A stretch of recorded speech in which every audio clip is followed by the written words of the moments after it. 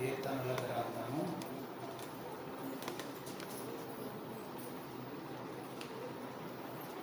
23వ అధ్యాయము 4వ వచనం.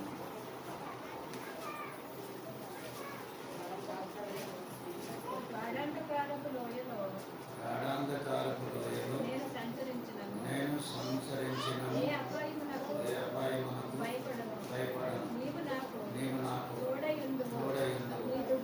నీ దుడ్డు కర్ర నీ దండము నన్ను ఆదరించును.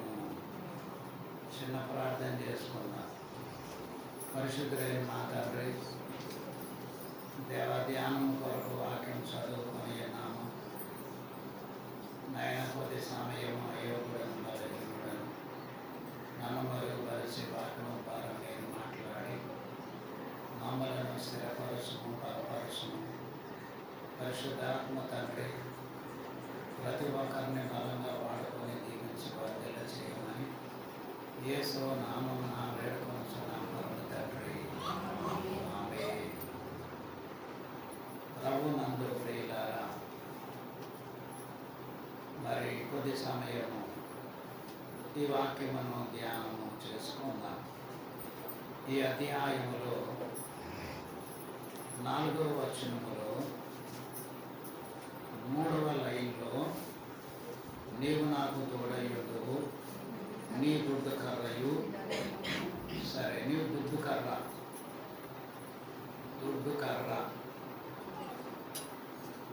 గనుక మరి దావీదు గారు ఈ కర్రకి ఒక పేరు పెట్టారు. ఏంటి కర్ర అంటే, దావీదు గారికి గొర్రెలు మేపే అలవాటు ఉంది. గొర్రెల యొక్క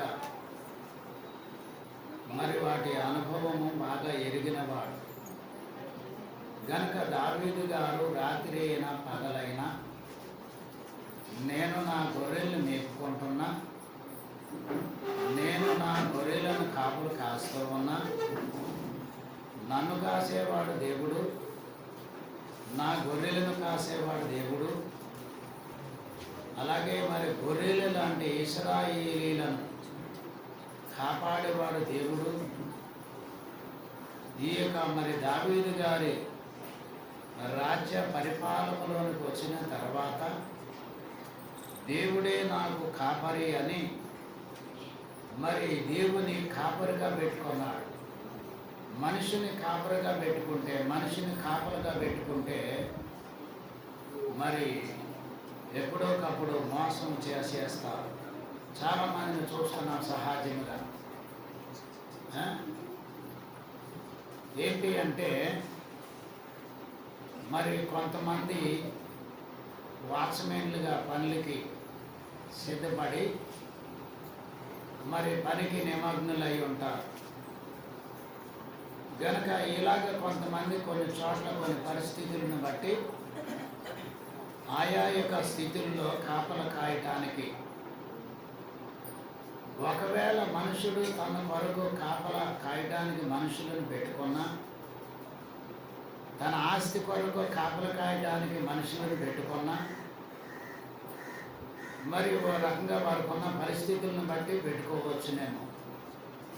ఇంకా ప్రాణ భయం, శత్రు భయం చేత మరి కొంతమందిని సెక్యూరిటీగా పెట్టుకునే వాళ్ళని చూస్తున్నాం.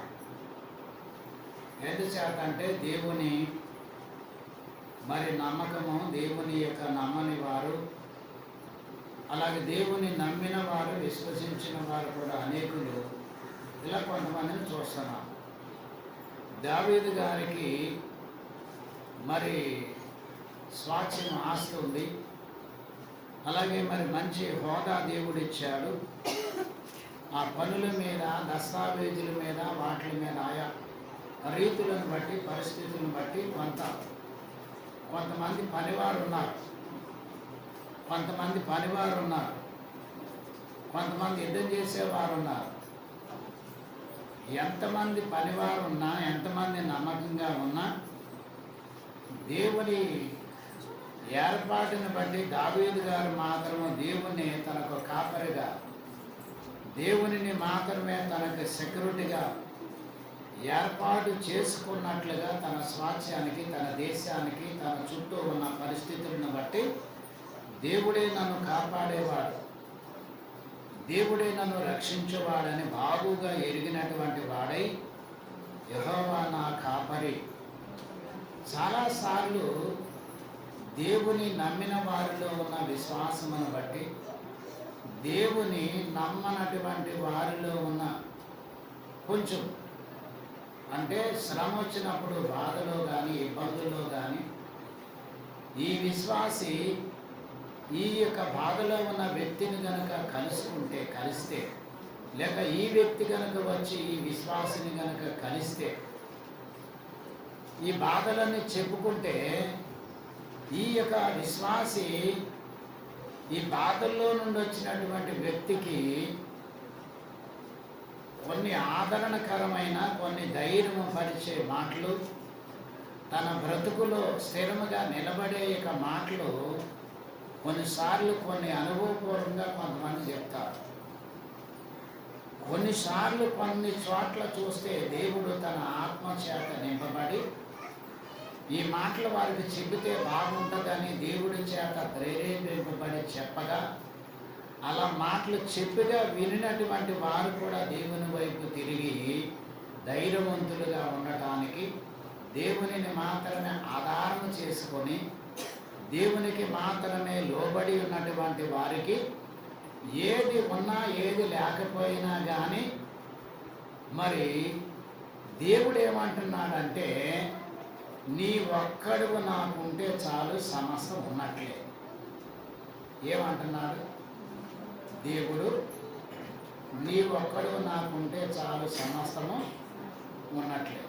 ఇప్పుడు అదే మాట మరలా మనము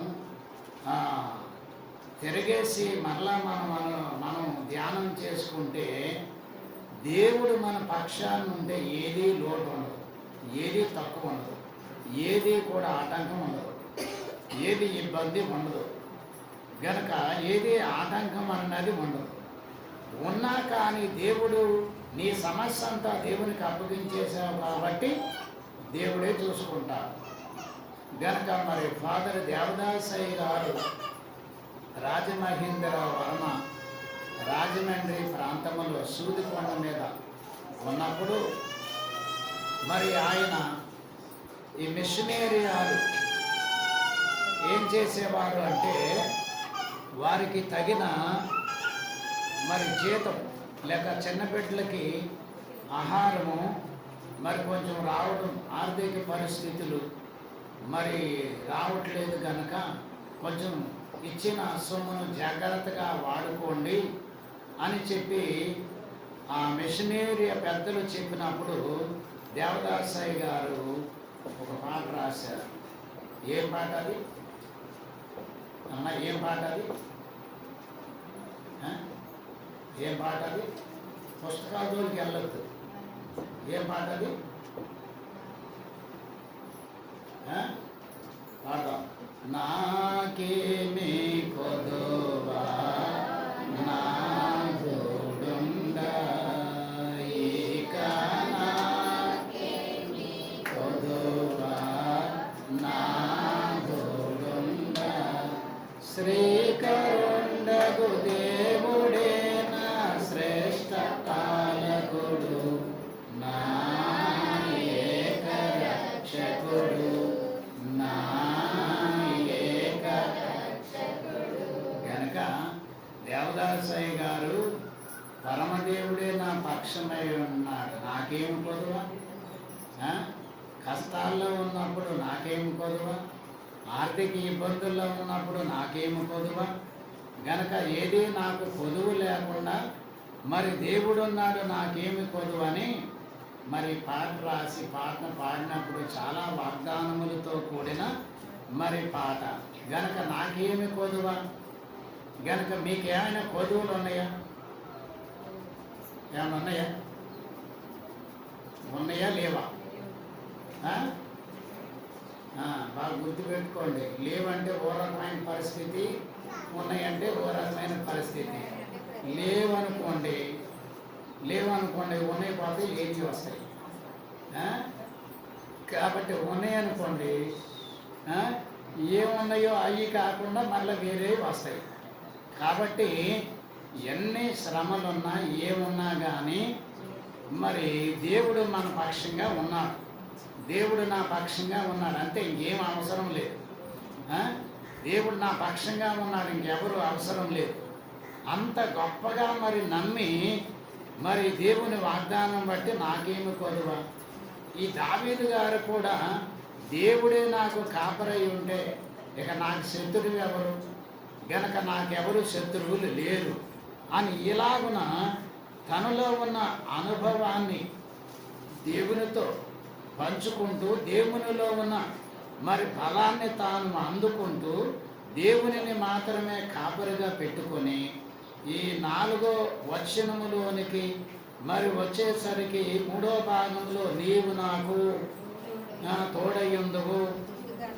ఇక్కడ ఏంటంటే దేవుడు నీవు నాకు తోడయ్యుందువు గనక జీవితకాలం అంతా కూడా దేవుడు ఇప్పటి వరకు తోడుగానే ఉన్నాడు. అలాగే ఇశ్రాయేలీల యొక్క జీవితంలో చూస్తే ఆ యొక్క మరి ఐగుప్తు దేశములో లోనికి వెళ్ళినప్పటి నుండి తిరిగి బయటకు వచ్చే వరకు కూడా దేవుడు ఏమై ఉన్నాడు, వీరు దేవుడు నాకు తోడై ఉన్నాడని ఎప్పుడు చెప్పగలిగారంటే విడిపించిన తర్వాత, ఆ పాలస్తీనా దేశంలోనికి వెళ్ళిన తర్వాత చెప్పగలిగారు.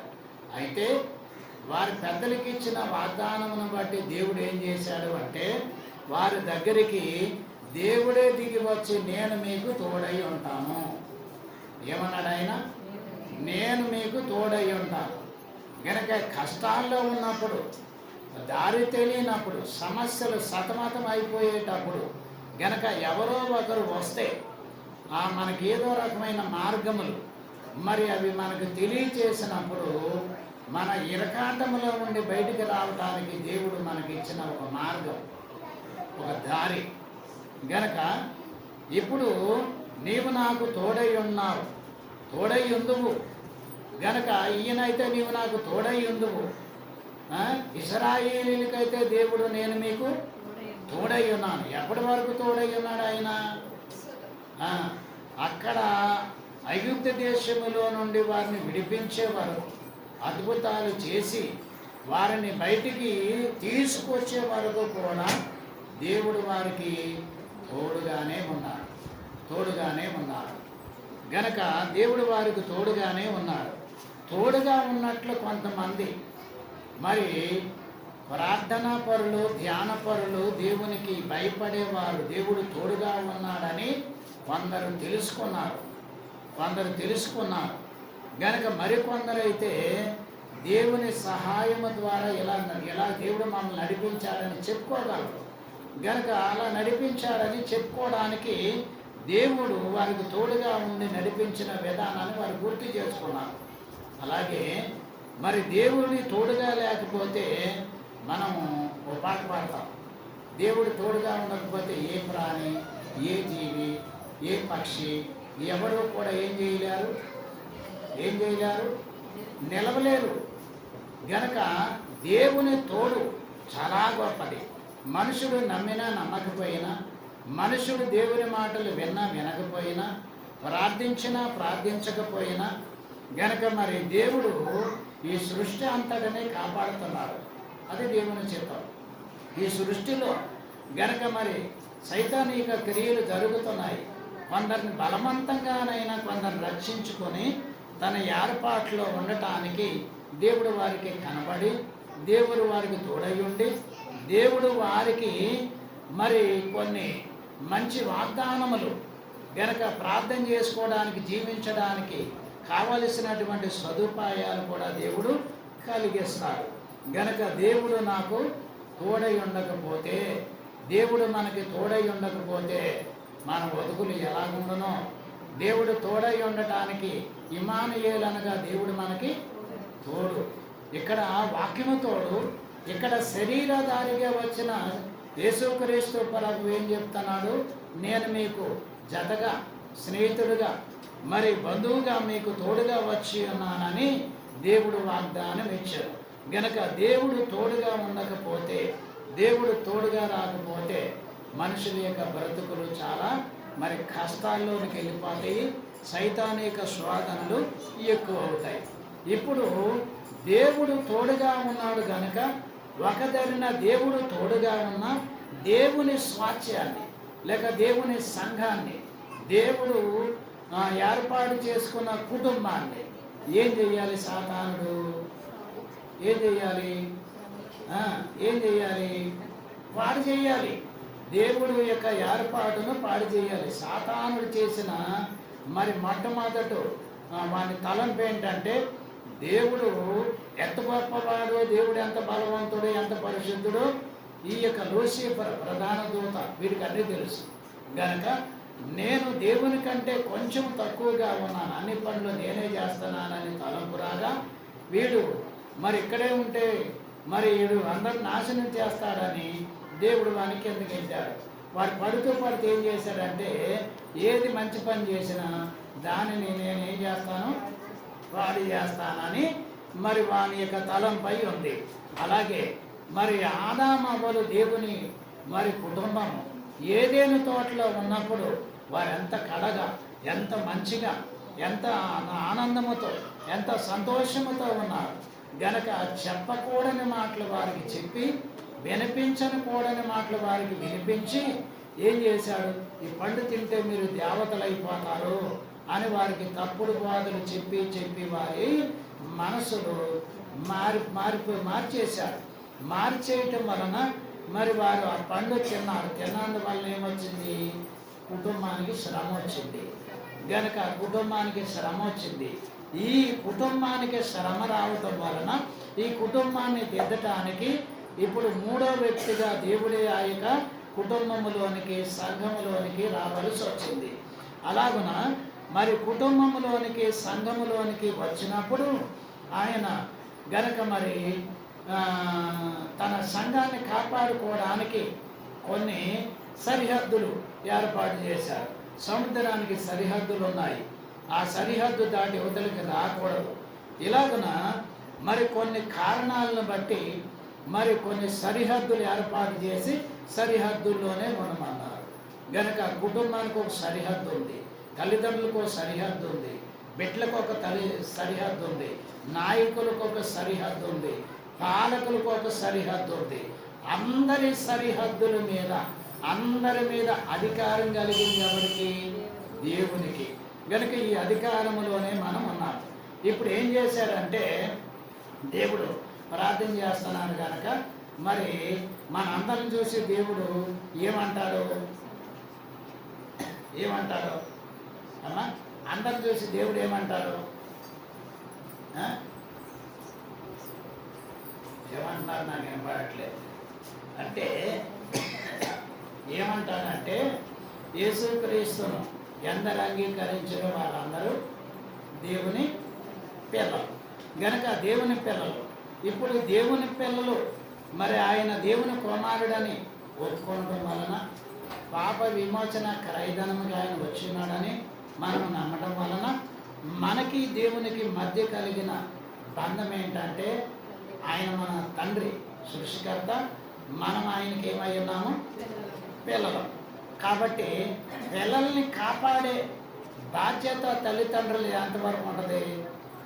వారికి లోక జ్ఞానం తెలిసే వరకు కాపాడే బాధ్యత తల్లిదండ్రులది. గనక వారికి లోక జ్ఞానం ఎరిగిన తర్వాత వాళ్ళని కాపాడక్కర్లా, వాళ్ళని కాపాడుకో. ఇప్పుడు మరి దేవుడు ఏం చేశాడంటే, వీరికి ఆహారం పెట్టి రక్షించి ఇంత మంచి వాతాన్ని ఇచ్చిన తర్వాత వారు ఏమంటున్నారంటే, మా బతుకు మేము బతకగలం, అంతే కదా, మా బతుకు మేము బతకగలం. ఇలాగా మరి లోకానుసారముగా ఎవరి బతుకు వారు బతకగలరు, బతుకుతారు. కానీ మరి ఈ యొక్క మొదట ఉన్నటువంటి మంచి మార్గాన్ని అనుసరించి బ్రతకడం వలన వారి బ్రతికి ఇంకా బాగుంటుంది అనేది ఒక ఉద్దేశం. ఆ ఉద్దేశపూర్వకంగా మరి ఇప్పుడు దేవుడు ఏం చేశాడు అంటే, ఏం చేస్తున్నాడంటే, సరే ఇప్పుడు దేవుడు మనకి స్వాతంత్రాన్ని ఇచ్చాడు, అంతే కదా, మనకేమి ఇచ్చాడు? స్వాతంత్రాన్ని ఇచ్చాడు. అది స్వాతంత్ర లక్ష్యం. దేవుడు స్వాతంత్రుడు కాబట్టి ఆ దేవుడు మనకు కూడా ఏమిచ్చాడు? స్వాతంత్రం ఇచ్చాడు. స్వాతంత్రాన్ని బట్టి మనము మరి దేవుని ఎప్పుడైనా ప్రార్థన చేయొచ్చు, ఎప్పుడైనా గుడికి వెళ్ళొచ్చు, ఎప్పుడైనా ఏదైనా మన ఇష్ట ప్రకారం చేసుకోవచ్చు. కానీ ఇది మన సొంత ఆలోచన చేసుకునేటువంటి స్వాతంత్రం.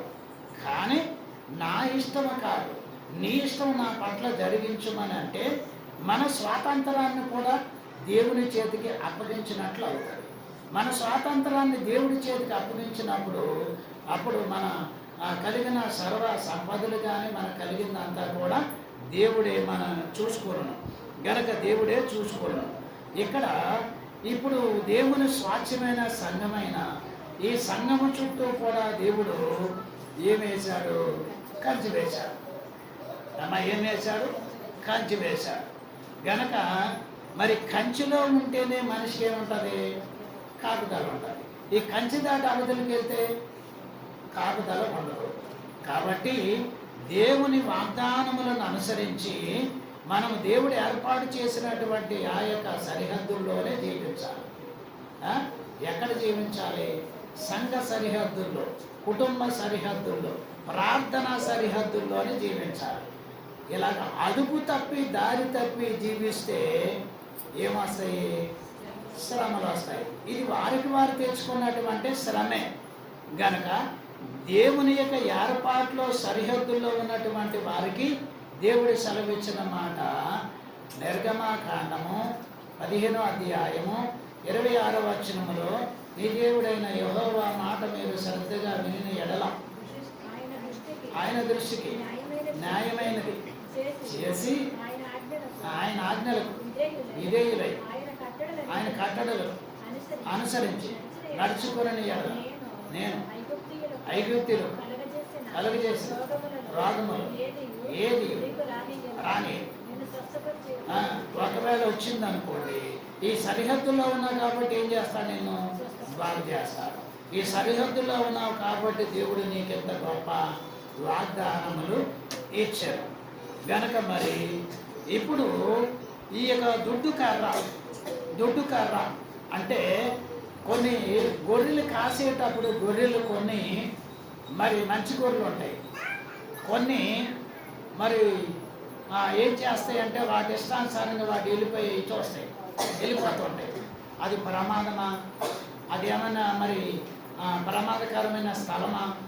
అలాంటిది ఏది కూడా జ్ఞాపకంలోనికి రాదు. మన వాళ్ళు జరిగిన సంగతి ఒకటి చెప్తారే. మన వాళ్ళు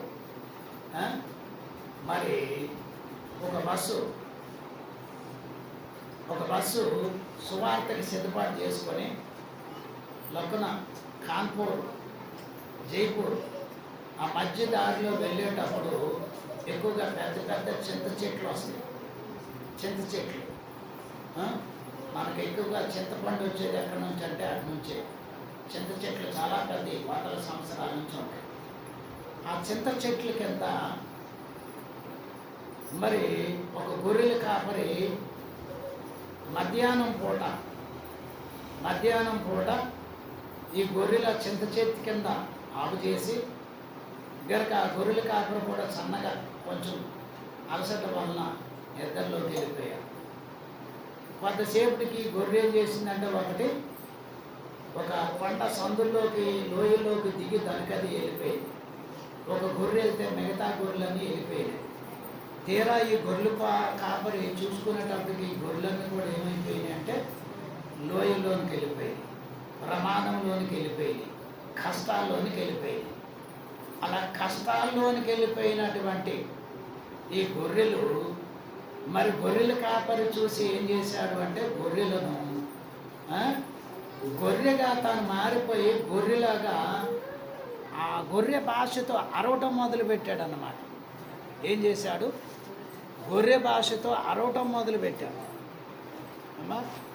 ఈ గొర్రె భాషతో అరవటం మొదలుపెట్టిన తర్వాత ఏమైపోయింది అంటే ఆ గొర్రెలు ఒకదానికొకటి మెల్లగా బయటకు వచ్చేసినాయి. ఇప్పుడు నా గొర్రెలు నా స్వరము వినంటే మనం ఎవరి స్వరం వినాలి? ఎవరి స్వరం? దేవుని స్వరం వినే పద్ధతి ఉందా అమ్మా? దేవుని స్వరం వినే పద్ధతి ఉందా? ఎప్పుడన్నా దేవుడి స్వరం విన్నారా? ఆ? ఆ. దేవుని స్వరం వినాలంటే ఎక్కడికి వెళ్ళాలి? దేవుని సన్నిధిలోనికి వెళ్ళి 1 గంటకో 2 గంటలకో 3 గంటలకో 4 గంటలకో 5 గంటలకో ఏం చేయాలి? మోకరించి చేయవలసిన అంచే ప్రార్థన చేసి కనిపెట్టాలి. గనక కనిపెట్టినప్పుడు ఏం జరుగుతుంది? ఆ మనిషికి ఏం జరుగుతుంది? దేవుని కాపుదలను బట్టి, దేవుని యొక్క చిత్తమును బట్టి, మరి ఈ గొర్రెల కాపరికి ఈ భాష మారటం వలన, స్వరం మారటం వలన గొర్రెలన్నీ కూడా తిరిగి వచ్చేసినాయి. అలాగే మనము దేవుని మాట వింటే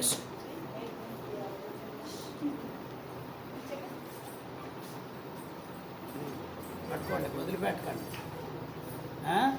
దేవుని మాట వింటే దేవుడు మనం మాట్లాడే మన స్వరము దేవుడు వినును. గనక దేవుని స్వరము కూడా మనం వింటే అగాధమైనటువంటి స్థలములో నుండి కూడా దేవుడు ఏం చేస్తాడు? రక్షిస్తాడు. కాబట్టి ఇప్పుడు ఇక్కడ రక్షణ పొందిన వారి కథ ఉంది, రక్షణ పొందబోయే వారి కథ ఉంది. ఈ పొందిన వారు కొంతమంది ఏంటంటే ఈ యొక్క కరువును బట్టి ఐగుప్తు దేశంలోనికి ఇశ్రాయేలీయులు వెళ్ళినట్లుగా, కొందరు తమ తమ పాప పరిస్థితులను బట్టి పాపములోనికి వెళ్ళిపోయినట్లుగా వీరు ఎక్కడున్నారంటే శత్రువు యొక్క వశములో ఉన్నప్పుడు ఏం చేయాలి? శత్రువు వశములో ఉండగా ఏం చేయాలి అంటే చాలా జాగ్రత్తగా ఈ శత్రువు వశములో ఉన్న వారిని విడిపించుకోవాలంటే ఏం చేయాలి? ఏదో ఒకటి వారికి చెల్లించాలి. ఏదో దానికి పరిణామం చెల్లిస్తే గనక శత్రువు యొక్క చేతిలో నుండి వారు విడుదల పొందుతారు. అదేంటి? గనక యేసుక్రీస్తు ప్రభు మన విడుదల కొరకు తానే మరి పాప క్రయధనముగా ఆ ప్రాణాన్ని శరీరంగా మరి బలంగా పెట్టి ఆ పాపానికి మరి ఖరీదు కట్టి ఆయన ఏం చేశారంటే మరి దాని వెల కట్టేసి మనల్ని ఏం చేశాడు? విడిపించాడు. కానీ విడిపించినా కానీ మనలో మరి కొంతమంది ఇటు దేవుని వైపుకి అటు ఆ లోకములో ఉన్న వాటి వైపుకి తిరగటం వలన ఇప్పుడు వీరు శత్రువు వశములో ఉన్నారు మరి కొంతమందిని. గనక మరి దైవజనుడు ఒక పాట రాశాడు, శరణం. ఏంటది? ముమ్మరముగా బోధించిన బలవా తమ్ముగా ప్రజలను తేగలవు, ముమ్మరముగా బోధించిన బలవా తమ్ముగా ప్రజలను తేగలవు. గనక ముమ్మరముగా బోధించిన, ముమ్మరముగా ప్రార్థన చేసిన, బలవంతముగా ఈ ఇరకాటములో పడిన కొందరిని దేవుడి దగ్గరికి నడిపించడానికి అవకాశం ఉంది. ఇప్పుడు దేవుడి దగ్గరికి నడిపించడానికి మన దగ్గర ఏ ఆధారాలు ఉన్నాయి? మన దగ్గర ఏ ఆధారాలు ఉన్నాయి? గనక దేవుని మాటలు, సువార్త, రక్షించేవాడు దేవుడు, కాపాడేవాడు దేవుడు, పోషించేవాడు దేవుడు, గనక ఆరోగ్యం ఇచ్చేవాడు దేవుడు. ఇలాగున దేవుడు కాపాడుతాడు, రక్షిస్తాడు. గనక ఇలాగున దేవుడు కాపాడుతాడని మనము ఏ విధముగానైతే సువార్త చేస్తామో, ఈ సువార్త ఎలాంటిది అంటే వారు దేవుని తట్టు తిరగటానికి ఒక మంచి మార్గం. ఇలా కొంతమంది విని మారుతారు. మరికొంతమంది గనక గడ్డైన ప్రశ్నలో ఉంటారు. అంటే కొంతమంది ఆ తప్పులోకి వెళ్తుంటే చెబితే మారుతారు, ఆ తప్పులోకి వెళ్ళటం మానివేస్తారు, అర్థమవుతుంది. మరికొంతమందికి మనుషులు వెళ్ళకుండా గనక ఇలాగ ఉంటున్నావు, జాగ్రత్తగా ఉండమని చెబితే ఆ మాట అర్థమయ్యి అది జీవితంలో అర్థమై అలాగ మానేసేవారు ఉన్నారు. ఈ మొదటిసారి దగ్గరికి వెళ్ళినా చెప్పినా, రెండోసారి మనిషిని పంపించినా, వార్త పంపించినా, ఇలాగా తెలుసుకుని మారినటువంటి వారు, ఇంకా మారని వారు ఉంటారు చూసారా? మారని వారి దగ్గరికి ఏం చేయాలి? గనక మారని వారి దగ్గరికి వెళ్ళి ఏం చేయాలంటే మనము దేవుని వాక్యాన్ని కొంత సాక్ష్యం చెప్పాలి. దేవుని గూర్చి కొంత సాక్ష్యం చెప్పినప్పుడు వినగలరు. గనక ఇక్కడ దుడ్డు కర్రయు దుడ్డు కర్రయు నీ దండమున నన్ను ఆదరించును. గనక దుడ్డు కర్ర, ఈ దుడ్డు కర్ర ఏంటంటే మనము కాసేపు బాగా మనం ధ్యానం చేసుకున్నప్పుడు మరి దుడ్డు కర్ర మరి మోషే గారికిని దావీదు గారికిని ఈ ఇద్దరికి వారి చేతిలో ఉన్న కర్రల అనుభవం బాగా గుర్తు కాబట్టి మరి దేవుని చేతిలో కూడా ఒక కర్ర ఉంది. ఏం కర్ర అది? దుడ్డు కర్ర. గనక ఈ దుడ్డు కర్ర ఉంది, ఈ దుడ్డు కర్ర ఉంది. ఈ దుడ్డు కర్ర ఏం చేయాలి? ఏం చేయాలి ఈ దుడ్డు కర్రతో అంటే గనక శత్రువుని పారతోలటానికి కర్రగా చూపించాలి. కర్ర అది. గనక శత్రువు యొక్క స్వాదంలో ఉన్నటువంటి విశ్వాసిని దగ్గరికి నడిపించుకోవడానికి లాక్కోవడానికి ఇది దుడ్డు కర్ర. కాబట్టి శత్రువుని పారదోలటానికి ఆ శత్రువు యొక్క స్వాదంలో ఉన్న వారిని విడిపించుకోవడానికి దగ్గరికి తీసుకోవడానికి ఇది దుడ్డు కర్ర. గనక మనము వాక్యాన్ని ఉపయోగించినప్పుడు దేవుని వాక్యము మనలని విడిపించినదై ఉన్నది. దేవుని వాక్యము మనలని విడిపించినదై ఉన్నది. దేవుని వాక్యము మనలని హెచ్చరించినదై ఉన్నది. దేవుని వాక్యము మనలను మరి సరిగా చూసుకోమని. ఒకరెవరైనా తప్పులు చేసా నువ్వు తప్పు చేస్తున్నావురా అంటే మరి అది కొంచెం భారమైనటువంటి పని. కనుక అలా కాకుండా బైబిల్ అనేటువంటి అద్దము దగ్గరికి వెళ్ళి చూసుకుంటే ఎవరి ముఖం వారు కనపడతాయి. అలాగే ఎవరి జీవితంలో జరిగే సంగతులు వారికి కనపడతాయి. బైబిల్ ఎలాంటిది? వాక్యం ఎలాంటిది? అద్దము లాంటిది. కనుక ఇంకొకరు చెప్పనక్కర్లా, ఎవరికి వాళ్ళే చూసుకోవాలి. గనక ఎవరికి వాళ్ళే చూసుకొని సరి చేసుకోవాలి. గనక దేవుని వాక్యం అద్దము లాంటిది. దేవుని వాక్యము ఇంకా ఎలాంటిది? తర్వాత గనక దేవుని వాక్యం ఎలాంటిది? సబ్బు లాంటిది, సరప లాంటిది. ఇంకా దేవుని వాక్యం ఎలాంటిది? సూత్య లాంటిది. ఇంకా దేవుని వాక్యం ఎలాంటిది? తేనె లాంటిది. గనక ఇలా చాలా మరి వాగ్దానములతో కూడుకొని ఉన్నది. దేవుని వాక్యము అగ్నికి మరి సంబంధించినది. ఎందుచేత అంటే ధాన్యములో పొట్టు ఉంటుంది. ధాన్యములో పొట్టుకాక ఏముంటుంది? పొట్టే కదా ఉండేది ఉంటుంది. గనక ఈ పొట్టుని వేరు చేయాలంటే ఏం కావాలి? ఏం కావాలి? గాలి. గాలి వచ్చే చాట్లో పెట్టి ఎగర పెడితే పొట్టు పక్కకు పోరు. ఈ పొట్టు ధాన్యంలో ఉన్నంత వరకు ఈ ధాన్యానికి ఉపయోగం లేదు, ధాన్యానికి ఉపయోగం లేదు. గనక ఎప్పుడు ఈ పొట్టు పక్కకి పోతేనే ఈ ధాన్యం ఇది బాగా ఉంటుంది, పని చేస్తుంది. ఇప్పుడు బాగా పని చేయాలి అంటే మనలో ఉన్నటువంటి ఇక పొట్టు లాంటి కల్మషం లాంటి పరిస్థితులు ఇవన్నీ కూడా ఒకదానికొకటి పాతుకుపోయినాయి. ఈ ఎలాగ మనం అనుకుంటే లేక మనకి అర్థమైతే వాటిని ఎలాగైనా తీసివేసుకోవడానికి, ఏరి వేసుకోవడానికి, శుభ్రం చేసుకోవడానికి ప్రయత్నం చేస్తాం. కానీ మనము కొన్ని ప్రయత్నం చేసినా శుభ్రం చేసుకోలేని ఉంటాయి. అవి ఎవరు శుభ్రం చేయాలి? దేవుడు శుభ్రం చేయాలి. గనక దేవుని వాక్యం పనిచేయాలి. దేవుని వాక్యం పనిచేయాలంటే మనం ఎక్కడున్నాము? ఒక వాక్యం చదువుకున్నాం. గనక ఏంటది? మరి నిర్గమాకాండములో చదవద్దులండి. నిర్గమాకాండములో 5వ అధ్యాయం 19వ వచనములో ఇశ్రాయేలీలు అందరూ కూడా ఎక్కడున్నారంటే దురవస్థలో పడి ఉన్నామని వారు అనుకుంటున్నారు. అంటే ఇప్పుడు ఈ దురవస్థలో పడి ఉన్నటువంటి వారిని విడిపించడానికి ఎవరు సాధ్యము? ఇక్కడ మనుషులు ఎవరు కూడా విడిపించలేరు. గనక ఇంత భయంకరమైనటువంటి దురవస్థలో నుండి విడిపించడానికి ఇప్పుడు దేవుడే దిగి వచ్చి తన యొక్క హస్తమును చాపి విడిపించడానికి దేవుడే మరి పని పూనుకున్నటువంటి వాడయ్యాడు. గనక పని పూనుకున్నటువంటి దేవుడు గనక ఒకటి శత్రువుని పారదోలటానికి మనలను దేవుడి దగ్గరికి మరి తీసుకోవడానికి ఈ యొక్క దుడ్డు కర్ర ఉపయోగపడుతుంది. గనక మనం చాలా జాగ్రత్తగా దేవుని వాక్యాన్ని మనం ఎలాగ ధ్యానం చేసుకుంటే అలాగున అర్థమవుతుంది. గనక మరి రాజుగారి చేతిలో కూడా ఏముంటుంది? రాజుగారి చేతిలో కూడా ఏముంటుంది? దండం ఉంటుంది, కర్ర ఉంటుంది. కర్ర ఉంటుంది రాజుగారి చేతిలో. గనక తనకిష్టమైంది అనుకో మనిషి ఆ కర్ర చాపవచ్చు. తనకిష్టం లేదనుకోండి కర్ర చేతిలో పట్టుకుని కూర్చోవచ్చు.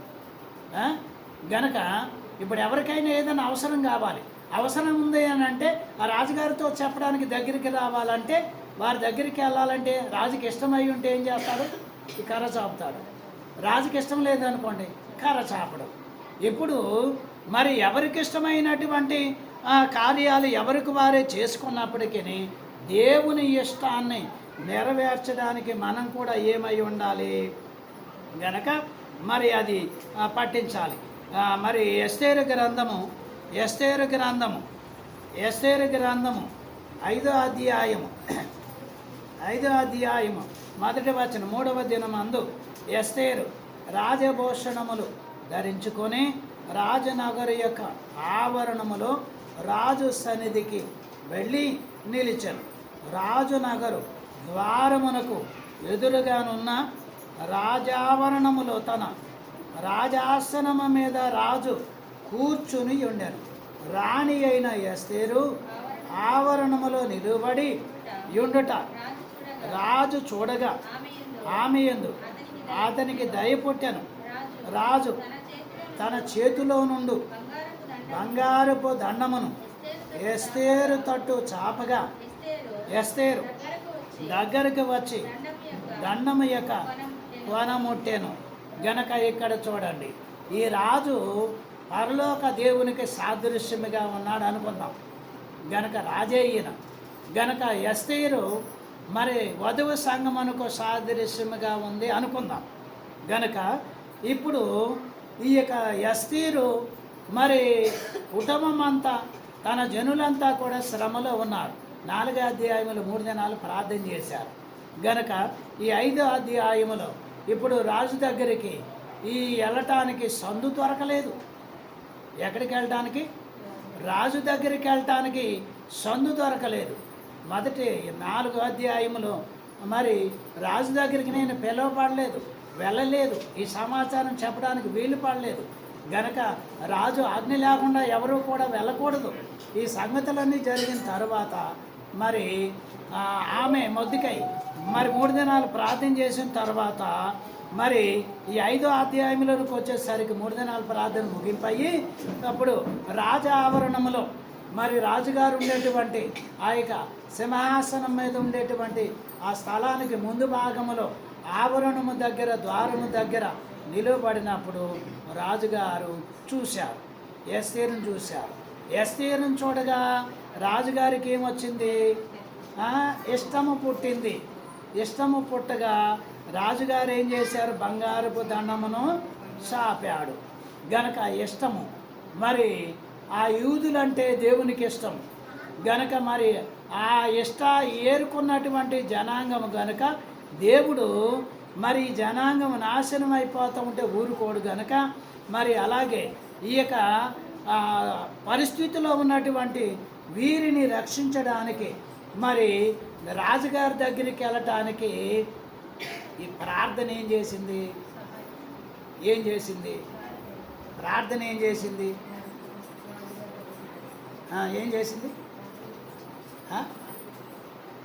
సందు దొరికింది. ప్రార్థన ద్వారా రాజుగారితో మాట్లాడడానికి సందు దొరికింది. గనక దేవుడి దగ్గరికి వచ్చేవారిని ఆయన ఎంత మాత్రము త్రోసివేయను, ఎవరిని తోసివేయడు. గనక మరి దేవుడి దగ్గరికి వచ్చేవారు ప్రార్థన చేసుకోవడానికి వచ్చినా, ఏం అడగడానికి వచ్చినా ఎవరైనా సరే ధారాళంగా వచ్చి ప్రార్థన చేసుకోవచ్చని దేవుని వాక్యములో ఉన్నది. ఆ పద్ధతిని బట్టి ప్రార్థన చేసుకుంటున్నాం. ఇప్పుడు దేవుడు మరి దగ్గరికి వచ్చినటువంటి వారికి మరి చెడ్డవారు గనక దేవుడు అవకాశం ఇచ్చాడు, అది దేవుడి చిత్తం. ఇప్పుడు దేవునికి నీ విశ్వాసకి సంబంధం కుదిరితే దేవుడు ఏం చేస్తాడు? తనకు కావాల్సినవి ఇస్తాడు. కుదరలేదనుకోండి, తనకు కావాల్సినవి దేవుడు ఇయ్యడు. అంటే ఈ యొక్క వచ్చిన విశ్వాసి కానీ సంఘము కానీ దేవునికి మరి ఇష్టం ఉండాలి.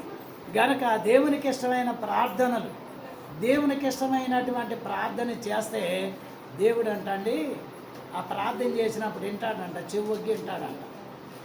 దేవునికి ఇష్టం లేని ప్రార్థన చేశాడు అనుకోండి, ఎలా ఉంటే ఒక ఆయన చేశాడు, ఒక ధర్మశాస్త్ర ఉపదేశకుడు వచ్చి ఇక్కడ చేశాడు. ఏం చేశాడు? వెనక ఒక చెయ్యి పెట్టి నేను అసంకర్లా లేను. నేను వారానికి 3 సార్లు ప్రార్థన చేస్తున్నాను. నాకు వచ్చిన దాంట్లో అంతా తెచ్చి నీకే చేస్తున్నాను. ప్రార్థన చేసుకునేవాడు ఏడు వాడు కలిగిందేదో వాడు చేసుకోవాలి, కానీ వాడు వెనకాల ఉన్నవాడు కూడా వీడికి ఎందుకు? అవసరం లేదు కదా, అవసరం లేదు. అలాగున మరి అది ప్రార్థన అని చెప్పడానికి వీల్లేదు. ప్రార్థన అంటే అనుకువగా తగ్గించుకొని ప్రార్థన చేయాలి, దేవుడు నెరవేర్పిస్తాడు. అలాగే ఎస్తేరులో కనపడింది అలా తగ్గించుకునే స్వభావం గనక మరి ఆయన జనం చాపాడు, ఆమె మరి ఆ కొన ముట్టుకున్నది. ఇప్పుడు ఒకవేళ రాజుగారు గనక ఈ దండం చాపకపోతే ఎస్తేరు గారు ముట్టుకోవడానికి అవకాశం ఉందా? ఎంతసేపు ఉన్నా నిలబడి మరలా తిరిగి ఇంటికి వెళ్ళవలసిందే, గనక ఇంటికి వెళ్ళవలసిందే. ఇప్పుడు ఈ రాజుగారు దండం చాపడం వలన యూదులకి ఏమొచ్చింది? యూదులకి ఏమొస్తుంది? సమాధానం వస్తుంది. గనక యూదులకి ఏమొస్తుంది? సంతోషం వస్తుంది, విడుదల వస్తుంది. కాబట్టి ఇప్పుడు దేవుని మరి వాక్యం అనే దండము మనల్ని విడిపించేది, అలాగే మనల్ని సరిచేసేది కూడా అయి ఉంటుంది. మనల్ని సరిచేసేది. మనం జాగ్రత్తగా వాక్యాన్ని చదవాలి. ఎలా పడితే అలా చదవకూడదు, అక్షరాలు వదిలేసి చదవకూడదు, అక్షరాలు ఎక్కువ పెట్టేయకూడదు, కలపకూడదు, ఏది తీయకూడదు. కాబట్టి నిదానంగానైనా చాలా జాగ్రత్తగా వాక్యాన్ని చదవాలి, ఉన్నది ఉన్నట్లుగా చదవాలి, ఉన్నది ఏముందో దాన్ని గ్రహించి అలాగే చదవాలి. గనక ఈ యొక్క మరి రాజు దండం చాపుగా ఇశ్రాయేలీయులకి, యూదులైన వారికి ఏమొస్తుంది అంటే విడుదల వస్తుంది, కాపుదల వస్తుంది. గనక దావీదు గారు కూడా నీ దండము నన్ను ఏం చేస్తుంది? ఆదరిస్తుంది. గనక దేవుని శ్రమలో ఉన్నప్పుడు దేవుని తలంచుకో, ఆదరణ వస్తుంది. శ్రమలో ఉన్నప్పుడు దేవుని జ్ఞాపకం చేసుకో, సంతోషం వస్తుంది. గనక ఎవ్వరూ ఇవ్వలేనటువంటి సంతోషము, సమాధానము దేవుని వాక్యాన్ని చదివినప్పుడు వస్తుంది, దేవుని సన్నిధిలో ప్రార్థన చేసినప్పుడు వస్తుంది. ఇది కావాలి మనకి. గనక ఈ అనుభవం కావాలి. గనక ఈ అనుభవం ద్వారా మనము గొప్ప ఏర్పాటును సంపాదించుకోనగలం. గనక ఈ గొప్ప ఏర్పాటు సంపాదించుకోవాలి అంటే మనము గనక మరి ఆ చిన్న బిడ్డ తల్లికి దగ్గరగా ఉంటేనే బిడ్డకి క్షేమము. ఒకవేళ బిడ్డను వదిలేసి వెళ్ళిపోతే బిడ్డకి ఏమొస్తుంది? ప్రమాదం. పోయిన బుధవారం తెలిసామంటారు, మీకు తెలిసిందా అమ్మా? తెలుసా? తెలీదా? పోయిన బుధవారం తెల్లవారు 4 గంటలకి ఒక బట్టతో ఉయ్యాల కట్టిన ఉయ్యాల్లో బెడ్ వేశారు. ఆ బెడ్కి బట్ట చుట్టారు. ఆ బిడ్డ అమ్మా ఎలాగో మొత్తం మీద మెలకు వచ్చింది. 4:30-5 గంటల ఆ సమయంలో బయటకు వచ్చింది. బయటకు వస్తే కుక్కలు ఇసుకెళ్ళిపోయినాయి. అమ్మాయి అమ్మా ఎక్కడిది? సంచలన క్యాంపులో. నాకు తెలియదు. నేను పొద్దున్నే కొంచెం పనుండి అలాగే వెళ్తున్నాను. ఏదో పోలీసులు ఉన్నారు, జనం ఉన్నారు, ఏదో అనుకుంటున్నాను, కానీ నాకు అంత గమనంలో రాలా, అంత ఆలోచనలో రాలా. సరే నేను అలాగే ముందరికి వెళ్ళి వచ్చేసరికి కొంతమంది అనుకుంటున్నారు, అయ్యయ్య అనుకుంటున్నారు, ఏం జరిగిందంటావు అని చెప్పి అలాగ ముందరికి వెళ్ళాను. విజయాల ఇంటికి వెళ్ళేసరికి విజయాల ఇంటికాడ ఈ సంగతి నాకు తెలిసింది. అక్కడ జనం ఉన్నారు అంటే ఏమనుకున్నాను, ఇదే సంగతి అనుకున్నాను. చూడండి, చిన్న బిడ్డ మరి పోనీ ఆ సందర్భంలో మరి కేకలైన పడలేదా, అరిపోయిన పడలేదా, మరి ఎవరి ప్రాబ్లమో ఏమో తెలియదు. ఆ చిన్న బిడ్డని ఏం చేసినాయి? కుక్కలు లాగేసి. అమ్మా ప్రమాదము అంటే శత్రువు ఎప్పుడైనా సరే అలా కాసుకొని ఉంటాడు. ఎప్పుడైనా శత్రువు అలాగే చూస్తూ ఉంటాడు. మనం జాగ్రత్తగా మనం పరిశోధన చేసుకుని వెళ్ళినప్పుడు, మనం ముందు వెనక చూసుకున్నప్పుడు మనల్ని మనం కొంత చూసుకోవడానికి, కాపాడుకోవడానికి అవకాశం ఉంటుంది. గనక శత్రువు మరి దగ్గరికి వెళ్ళినా సరే శత్రువు దగ్గరకి ఆ ప్రమాదంలో పడకుండా దేవుడు ఏం చేస్తాడంటే తన వాగ్దానాన్ని బట్టి లాగేసి బయటికి వెనక్కి తీసుకుంటాడు. కొంచెంలో తప్పింది ప్రమాదం. ఇలాంటి ప్రమాదమే ఒకటి. పౌలయ్య గారు నేను మరి 2009వ సంవత్సరం శాసల మరి క్యాంప్కి క్రిస్మస్ పండుగకి వెళ్ళాం.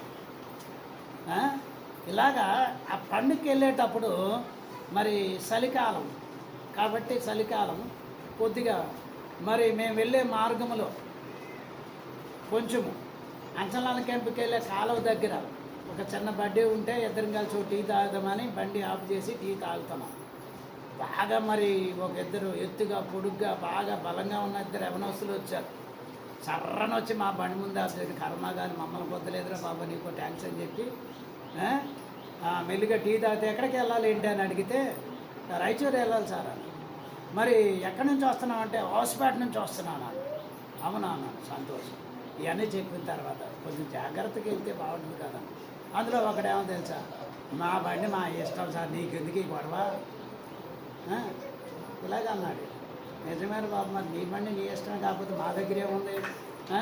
సరే ఇక మరి ఆడు గొడవ ఎందుకు లేండి, మన బండి కాబట్టి మెల్లిగా లాక్కుంటే సరిగ్గా ముందరికి వెళ్ళేసరికి ఒక ట్రాక్టర్ ఆగుంది. ఆ ట్రాక్టర్ మీద మరి పొలలేసి ఉన్నాయి.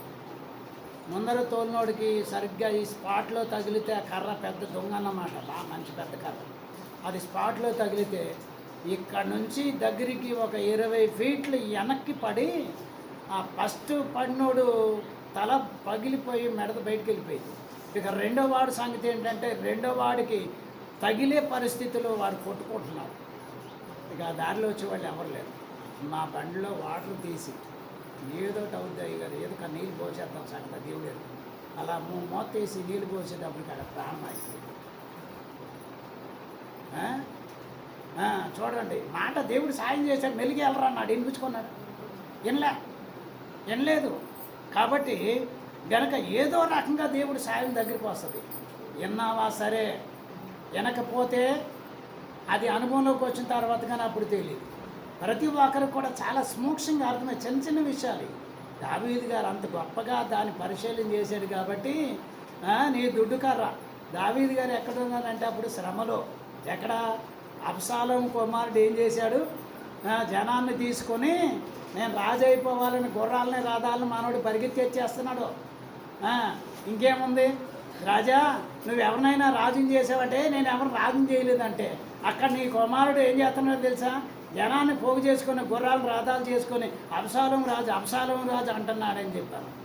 ఇంకా ఏం చేయలేక అబ్షాలోము చేతికి మనం తట్టుకోలేమురా, కాబట్టి మనం అరణ్యంలోకి పారిపోదామని చెప్పి ఆ అరణ్యంలోనికి వెళ్ళి ఈ ప్రార్థన చేశాను. అరణ్యంలోనికి వెళ్ళి చీకట్లో ఉండి గనక ఈ ప్రార్థన చేసి మరి దేవుణ్ణి అడిగాడు ఏంటంటే, నీ దండము నాకు, నీ దుడ్డు కర్రయ్యు నన్ను ఆదరించి, నీ వాక్యం నన్ను ఆదరించు, నీ మాటలు నన్ను ఆదరిస్తాయి, నీ మాటలు నన్ను ధైర్యపరుస్తాయి. ఇలాగన మరి ప్రార్థన చేశాడు. గనక ఆ మాటలు నిజంగా దావీదు గారి దగ్గరికి వచ్చినాయి, నెరవేరిపోసినాయి. గనక ఈ తలంపు ఇచ్చినటువంటి వారు లేరు, ఆ తలంపు మీద ఊరేగుదాం అన్నటువంటి ఇక్కడ అబ్షాలోము లేదు. అహీతోపెలు ఏం చేశాడు, ఇబ్రాహీం నీ తండ్రి ముసలోడు అయిపోయాడు, నువ్వు సిద్ధంగా రాజు అన్నాడు. రాజు చెప్పాలి కదా. ఈడు ఏం చేశాడు, కుయుక్తిపరంగా ఆలోచన చేశాడు. ఈ ఆలోచన ప్రకారంగా ఈడేం చేశాడు చూడండి. ఈ ఆలోచన నెరవేర్పాడు. చాలామందికి అనుకున్నది నెరవేర్పులోనికి రాకపోతే కోపం వచ్చేసి ఇంటికి దిక్కేసుకుంటారు. నా మాట నెరవేరాలి, నా మాట ఎవరింటలేదు. చాలా కుటుంబాలు కూడా చూస్తున్నాం. పెద్ద వయసు వచ్చిన వాళ్ళు కూడా నా మాట ఎవరింటున్నారు కానీ అదే అనట్లేదు. అసలు సరిగ్గా ఉంటే కదా వింటారు. అలాగేంటంటే ఇలాంటి పరిస్థితులు దగ్గరికి వచ్చేసరికి ఎవరి మాట ఎవరైనా, నువ్వు దేవుడి మాట అంటే నీ మాట అంటారు. ఆయన దేవుడి మాట అన్నాడు.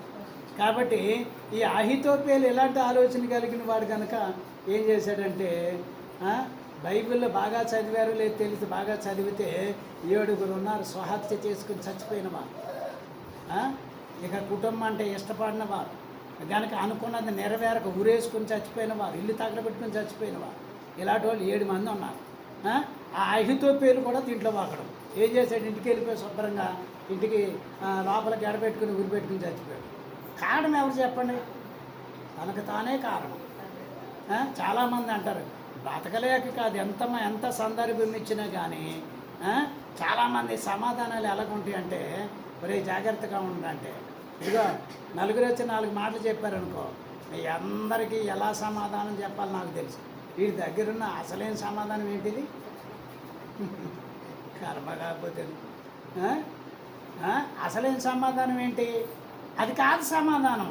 జాగ్రత్తగా ఉండు. ఎంత మంచి మాటలు ఇవి. ఏం కాదు, నువ్వు తప్పుదారులకు వెళ్తున్నావు అంటే వినిపించుకోరు. అందరికీ కలిపి ఒకే సమాధానం. ఏముంది సమాధానం? ఈ సమాధానం చెప్పు. ఈ సమాధానం ఎవడు కోరుకుంటారు? మంచి అన్న కూడా కోరుకుంటారు చెప్పండి? కోరుకోడు. వానిలో ఉండే సాతానుడు ఏం చేస్తాడంటే ఆ పరిస్థితికి తీసుకెళ్తాడు. కాబట్టి అక్కడ పరిస్థితిలో నుండి వాడిని విడిపించాలి. ఒకటి దగ్గరికి దేవుడు లాక్కోవాలి. ఇలాగ దేవుడు చేసే పనులు ఈ దుడ్డు కర్ర గనక మరి ఆదరణకరమైనటువంటి పరిస్థితులు చాలా కుటుంబాలను దేవుడు తన దగ్గరికి లాక్కోవాలని ఎంతోమంది సువార్త ద్వారా, ప్రార్థన ద్వారా, ధ్యానాల ద్వారా కన్నీటి ప్రార్థన చేస్తున్నారు. వారి అందరి ప్రార్థన ద్వారా అనేకులు మారు మనసు పొంది దేవుడి తట్టు తిరుగుతున్నారు. ఎవరి మనసు ఎవరు మార్చగలమండి? ఎవరు మార్చలేము. దేవుడు అని తెలుసుకోవాలంటే మనిషి జీవితాల్లో 2 కావాలి. ఏంటి చెప్పండి? అది ఏమండి? ఏంటి? 2 ఉన్న డబ్బులన్నా పోయి ఉండాలి. అలా దేవుడి దగ్గరికి వస్తారు. ఒకవేళ డబ్బులున్నా కానీ మంచి జబ్బు అయినా వచ్చి ఉండాలి. ఇలాగైనా దేవుడి దగ్గరికి వస్తారు. ఈ 2 కారణాలే, మిగతా ఏమీ లేవు.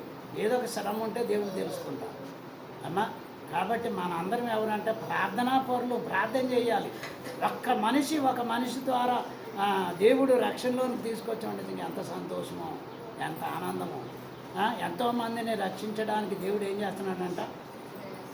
ఏం చేస్తున్నాడు? బతకడానికి ఎన్నో తిప్పలు పడుతున్నాం కదా. ఎన్నో తిప్పలు. అలాగే దేవుడు అందరిని రక్షించడానికి ఎన్నో తిప్పలు పడుతున్నాడంట. మనవిచారణ క్రితం అయినా కానీ మాట అర్థం చేసుకో కొంతమంది అల్లరిగా మాట్లాడుకుందంట. ఆ పాదిరిగడికి పనే ఉంది, ఆయన అలాగే చెప్తాడు. మీ పని మీరు చేసుకోండి. ఎవరు ఎలా పోతే మనకేంటి చెప్పండి? చెప్పవలసింది కదా, చెప్పాలి. వింటారా సరే, వినకపోతే వాళ్ళకు వదిలేసింది. కాబట్టి చాలా మరి మంచి విషయాలు అన్నమాట. గనక వాక్యాన్ని ధ్యానం చేయండి. దేవుని కాపుదల్లో ఉండండి. దేవుడు కాపాడుతారు అమ్మా. ఇటు ధన్యత ప్రభు మీకు అనుగ్రహించును గాక. ఆమె. పరిశుద్ధుడైన మా తండ్రి, వందనములు, స్తోత్రములు. దేవా నాయనా, మేము వాక్యం దగ్గరికి వెళ్ళలేదు. వాక్యమే మా దగ్గరికి వచ్చింది. నీవే మా దగ్గరికి వచ్చావు. మా స్నేహితుడిగా, మాకు దేవుడుగా, యాజకుడిగా, అభిషక్తుడిగా మా దగ్గరికి వచ్చి ఉన్నావు. దేవా నాయనా, మేము నీ వాగ్దానములు నాయనా తెలుసుకొని, చదువుకొని, ధ్యానం చేసుకొని మంచి జీవితాన్ని జీవించడానికి నాయనా మా హృదయాలు మంచి తలంపులు, మంచి దేవా మరి విశ్వాసపూరితమైన లక్షణాలు ప్రతి ఒక్కరిలో ఫలింపచేసి, ప్రతి ఒక్కరిని ప్రార్థనాపరులుగా చేసి, ప్రతి ఒక్కరిని ధ్యానపరులుగా చేసి నాయన ప్రతి ఒక్కరూ ప్రభువా నిన్ను, నీ నామాన్ని ఘనపరిచే బిడ్డలుగా చేయమని నీ ఆస్థానికి మమ్మలను బిడ్డలను సమర్పించుకుంటూ యేసు నామమున ప్రార్థన చేసి వేడుకొనుచున్నాం పరమ తండ్రి. ఆమేన్.